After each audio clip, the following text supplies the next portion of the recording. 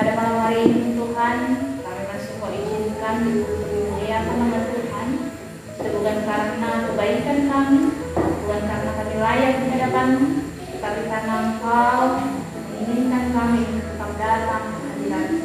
Bapa yang baik, sebentar kami akan dibekali melalui perenungan firman pada malam hari ini. Bekal bagi kami ya Tuhan, sebagai makanan rohani kami, setelah kami menikmati makanan jasmani kami. Sehingga Tuhan kami boleh menjadi pribadi-pribadi yang takut akan Tuhan, pribadi-pribadi yang Engkau berkati. Terpuji dalam Engkau Bapa, dalam nama Yesus kami berdoa. Amin. Shalom untuk kita semua. Firman Tuhan kepada kita pada malam hari ini diambil dari 2 Timotius 1 ayatnya yang ke-7. 2 Timotius 1 ayatnya yang ke-7 beginilah bunyi firman Tuhan. Sebab Allah memberikan kepada kita bukan roh ketakutan, melainkan roh yang membangkitkan kekuatan, kasih dan ketertiban.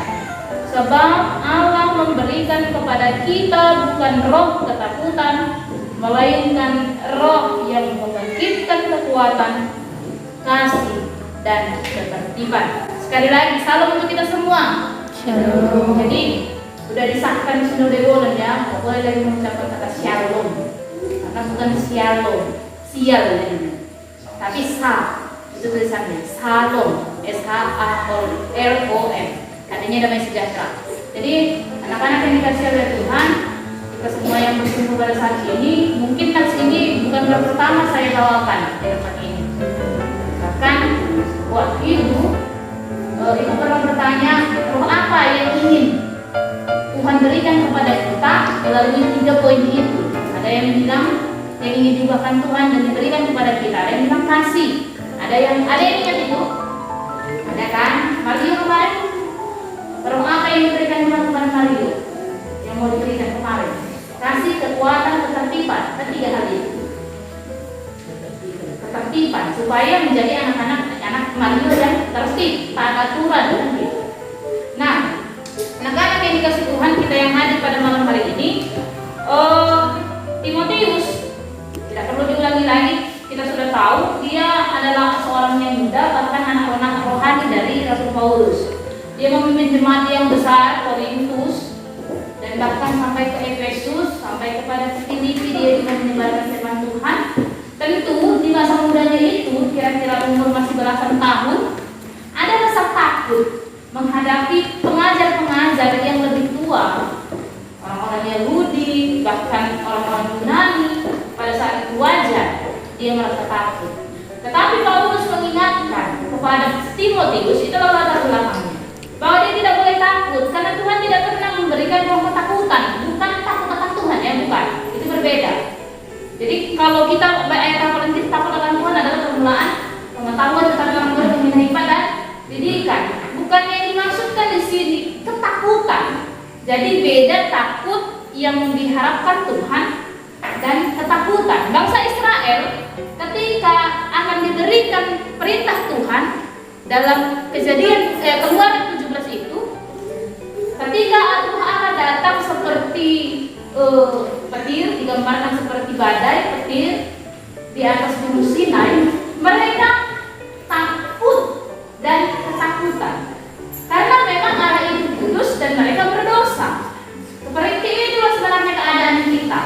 Tetapi melalui Yesus Kristus kita tidak lagi takut karena kita sudah ditebus oleh darah Kristus. Jadi darah itu mahal ya, biarpun dibilang orang karismatik, oh keselamatan itu gratis, diberikan cuma-cuma tapi tidak bermurahan. Itu harganya mahal, arisman. Harga darah Yesus itu mahal, bukan kaleng-kaleng ya coy. Harga darah Yesus itu enggak, bukan kaleng-kaleng. Itu berharga sekali. Nyawanya dikasihnya untukmu, untuk kita semua. Diselesaikan di salib Yesus, darahnya itu menyelesaikan dosa kita. Jadi kalau mengaku anak Tuhan, mengaku anak yang sudah dipanggil Tuhan, berada di tempat ini, anak BKPS, kan gitu kan berdiri di BKPS kita. Berarti anak yang sudah dipilih seperti lagu tadi, telah dipakai Tuhan, dibayar dengan harga darah Yesus. Nah,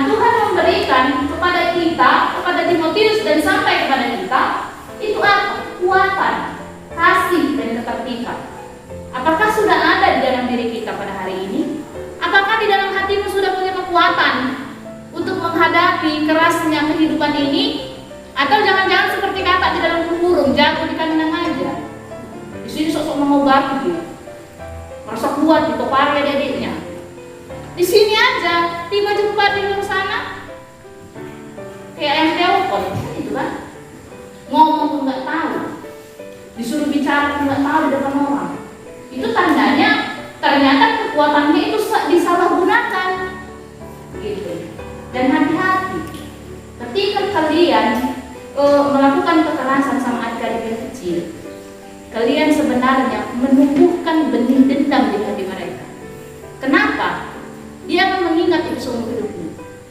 Ketika tangan kalian sampai ke kepalanya, dia akan mengingatnya dan dia akan menunggu waktu. Jangan-jangan ketika dia sadar sudah punya kekuatan, tengah malam seperti psikopat itu dia diputar oleh kepala kalian satu-satu. Hanya hati-hati manusia. Makanya kan ada film Joker itu kan, orang jahat lahir dari orang baik yang pernah mendengar itu. Orang jahat lahir dari orang baik yang tersakiti. Jadi berhati-hati, bahkan berhati-hatilah sama orang yang kalian lihat tulus, baik. Kalau kalian sakiti, tunggu. Gitu. Nah, Tuhan memberikan kekuatan itu tidak disalahgunakan adik-adik. Dan yang kedua, sudah ada kasih di dalam hatimu. Ketika kau membenci sesamamu, ketika kau membenci ibu, ketika menasihatimu, kau sudah membunuh setidaknya diri sendiri. 1 Yohanes 3 ayat 15 dan 16. Lihat, itu nggak bohong.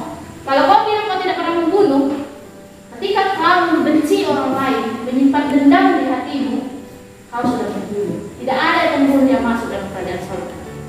Tidak ada. Jadi tidak berkata bohong. Ketika kau tidak menyelesaikan persoalanmu dan kau membawanya sampai dari matahari terbit sampai matahari terbenam, terbit lagi, terbenam lagi, lihat, kau sudah menjadi seorang pembunuh. Maklum kok, Doma itu kok karaktermu sendiri. Sudah kau bunuh karaktermu sendiri, sudah kau bunuh karakter baik dalam dirimu sendiri, sudah kau bunuh ketika kau membenci orang lain. Nah, apakah yang ketiga? Apakah kau sudah punya ketertiban? Kemarin saya bertanya, apakah berlaku peraturan di rumah itu tetap? Kenapa? Mungkin karena sepi, berpindah-pindah posisi duduk. Entah dia benci kali nengok seseorang di mejanya, dia pindah.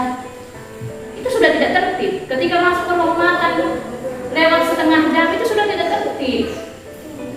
Orang karet 5 menit wajar.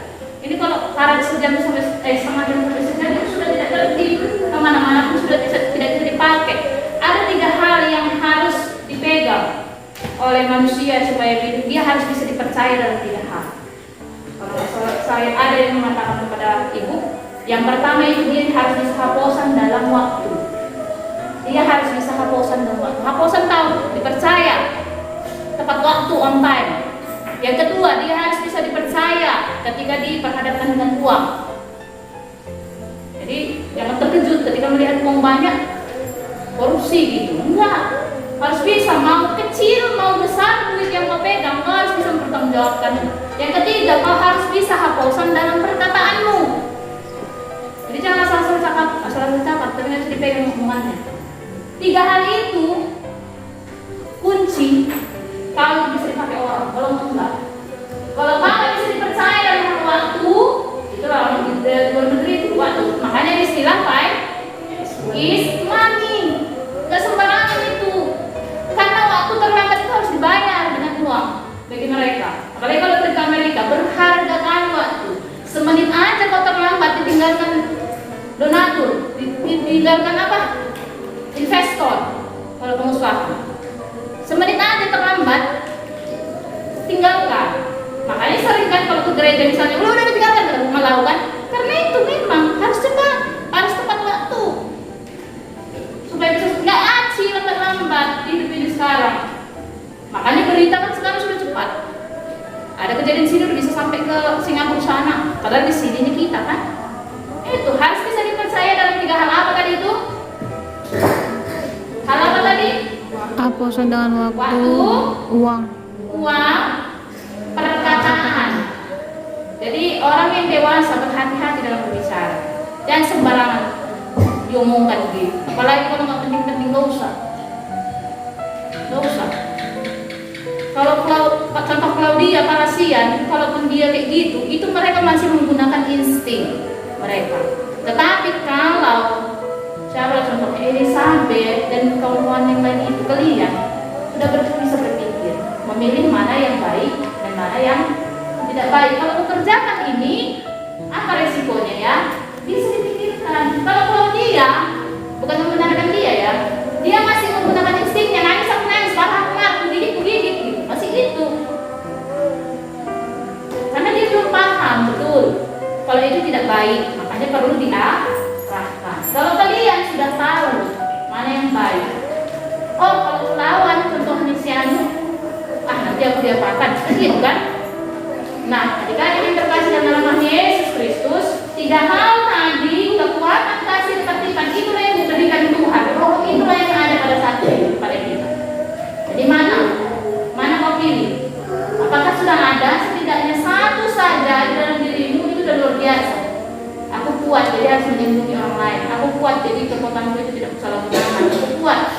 Atau aku punya kasih dalam hatiku, nggak aku nangis-nangiskan kunci Claudia, nggak aku lotain pun dia lagi gitu. Udah tahu dia cengeng, kulotai kan salahnya di situ. Contohnya, buit contoh. Oh aku mau tertib lah, Tuhan batas ketertiban, iya tertib lah. Taat kepada peraturan itu termasuk ketertiban. Taat pada aturan BKM ini. Sebenarnya jujur aja, aku pun nggak bisa berada dalam situasi asrama, nggak bisa. Tetapi kenapa ibu mau? Karena ibu mau taat. Bisa aja suka-suka aku dulu begini. Tetapi kan setiap rumah itu ada aturannya. Ikutilah. Mau di rumah siapa pun itu nanti. Mereka semua punya aturannya masing-masing. Ada yang aturannya paling lama punya 10. Ada yang aturannya siap makan harus langsung cuci piring. Ada aturannya seperti ini.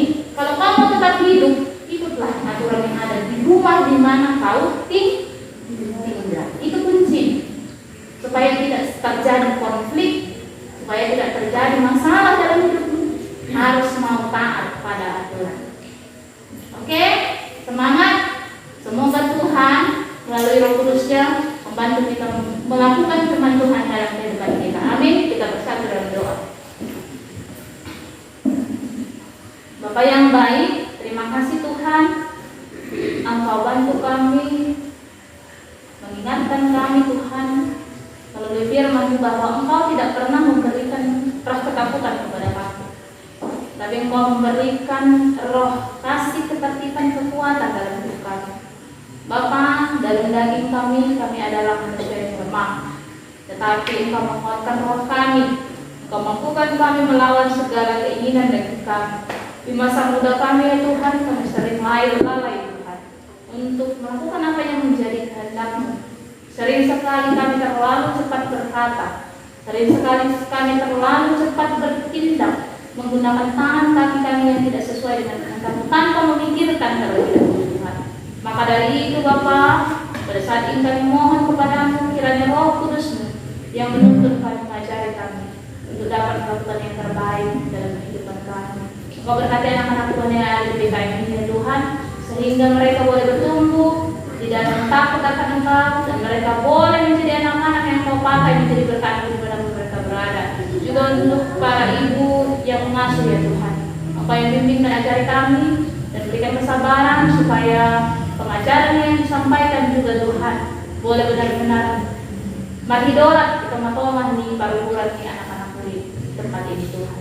Terima kasih Bapa. Kami mau serahkan kehidupan kami sepanjang malam hari ini ke dalam tangan Tuhan. Engkau kiranya yang berkati kami satu persatu. Dosa dan pelanggaran kami Tuhan sepanjang hari ini yang tidak berkenan kepadamu ya Tuhan. Jikalau ada pun Tuhan, dosa yang tersembunyi, terkhusus kemarahan, duka batin, akar paling, kebencian di dalam hati kami dendam. Pada saat ini ya Tuhan, kami mau Engkau sucikan dengan darah-Mu supaya kami benar-benar lahir dan layak di hadapan Tuhan. Terpujilah Engkau Bapa. Doa kami dalam nama Yesus kami berdoa. Amin. Mari kita berdoa doa Bapa kami. Bapa kami di surga, dikuduskanlah namamu, datanglah kerajaanmu, jadilah kehendakmu di bumi seperti di surga. Berikan kami pada hari ini makanan kami yang secukupnya, dan ampunilah kami atas kesalahan kami, seperti kami juga mengampuni orang yang bersalah kepada kami. Dan jangan membawa kami ke dalam pencobaan, tapi lepaskan kami daripada yang jahat. Karena Engkau yang punya kerajaan dan kuasa dan kemuliaan sampai selama-lamanya. Amin. Yang menjadi ayat hafalan kita diambil dari Amsal 1 ayat 7, 1, 2, 3 ya. Amsal 1 ayat 7. Takut akan Tuhan adalah kebenaran pengetahuan, tetapi orang bodoh ini yang paling pendidikan. Shalom.